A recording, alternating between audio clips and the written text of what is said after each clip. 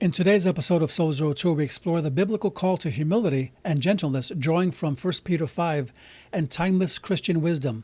We'll discuss why humility matters, how it transforms relationships, and how to develop a Christ-like spirit in an often harsh and cruel world.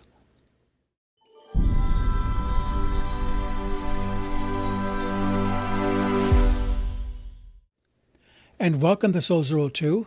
This is the podcast that's putting the oxygen back into the Christian life one soul at a time. And today we explore the timeless biblical truths such as humility and how they shape our everyday life.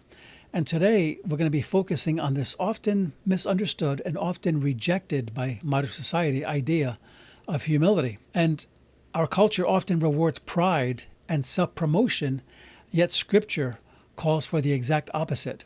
Jesus calls us to a different way, a life where He is at the center and not self.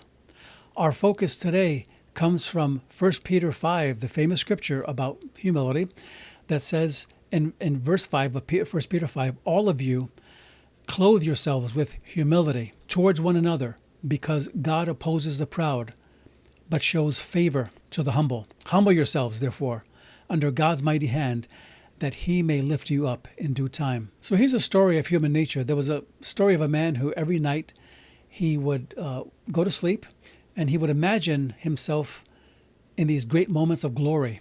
In one dream, he saved someone from a burning building and became a hero on the evening news.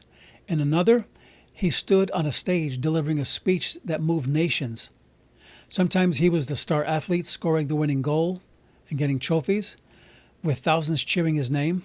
And every night, the scene was different, but the theme was the same. He was at the center of it all. So can you relate to that, being a human being, that we've all maybe had times where we wanted greatness, where we wanted to be the center of all things? We wanted that moment in the sun, as they say. Maybe most of us can relate to this. So we naturally see ourselves as the main character. But following Jesus is about something radical, about something entirely different, taking ourselves out of the center and placing Him in the center instead. It's always easier to place ourselves at the center than it is to let Jesus be the center. So how does humility fare in the ancient world? How did people see humility in the ancient world? The ancient world viewed humility, and gentleness for that matter, as weakness.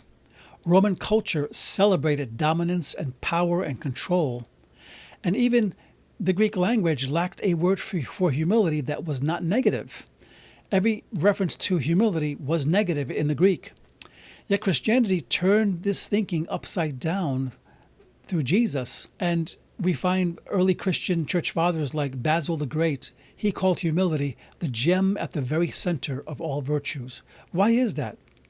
I believe it's because unless you're humble, you can't learn anything, because you can't receive. When someone is unteachable, they can't learn anything because they know everything, or they're proud.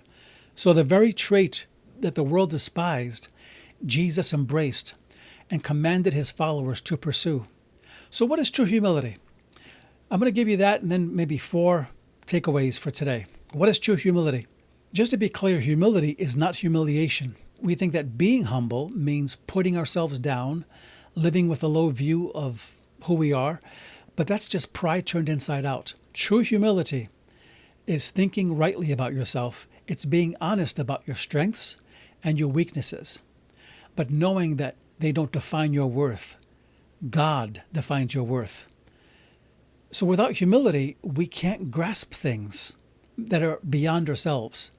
Evelyn Underhill wrote this: "It is only through humble and loving receptivity that the human spirit can apprehend a reality greater than itself." So if you want to grasp great things, be humble. Humility says, I don't have to be the hero. I don't have to have all the answers. I don't have to be great. I don't have to be the most important. I don't have to be the center of things. I don't have to be the strongest or the prettiest or the most wealthy. I can actually learn something. That's what humility says. I can grow, and I can place Christ at the center of all of it, because He gets the glory anyway. Humility makes you more teachable, whereas pride does the very opposite. Psalms 25:9 says, He guides the humble in what is right and teaches them His way. So we must realize that if there were no pride, there would be no humility. Have you ever noticed that people say, well, the only thing wounded was my pride? Why is that? Because you had it.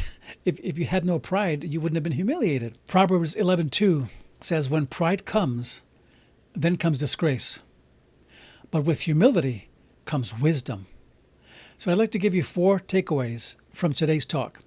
Number 1, true humility is not self-hate, but clarity. Humility is not about belittling yourself or living in shame.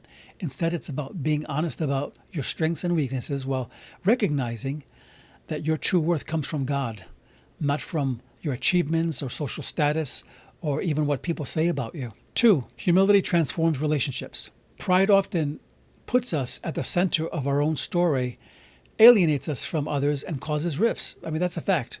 Often we separate from other people because of pride.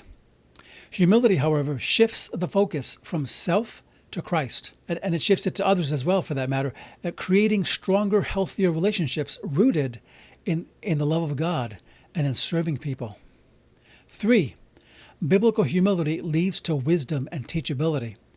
Pride closes itself off to learning and correction, while humility keeps us open and teachable. Again, as Psalm 25:9 says, he guides the humble in what is right and teaches them in his way. So if you want to be taught, you got to be humble. So with humility comes wisdom and growth. 4, humility is a radical concept, and it's countercultural. And it's the greatest virtue because of that very fact, because it just turns everything upside down. In a world that celebrates self-promotion and self-importance and self-centeredness and dominance, Jesus calls his followers to embrace humility. The very trait that the ancient world despised, but Christianity elevated as central to godly character. It means letting Christ, not self, be the center of your story. If you enjoyed this podcast, subscribe for more faith-building content every week. Share this episode with someone who needs encouragement, and connect with us through our channels as we aim to grow. So thank you so much for joining me today. And until next time, God bless.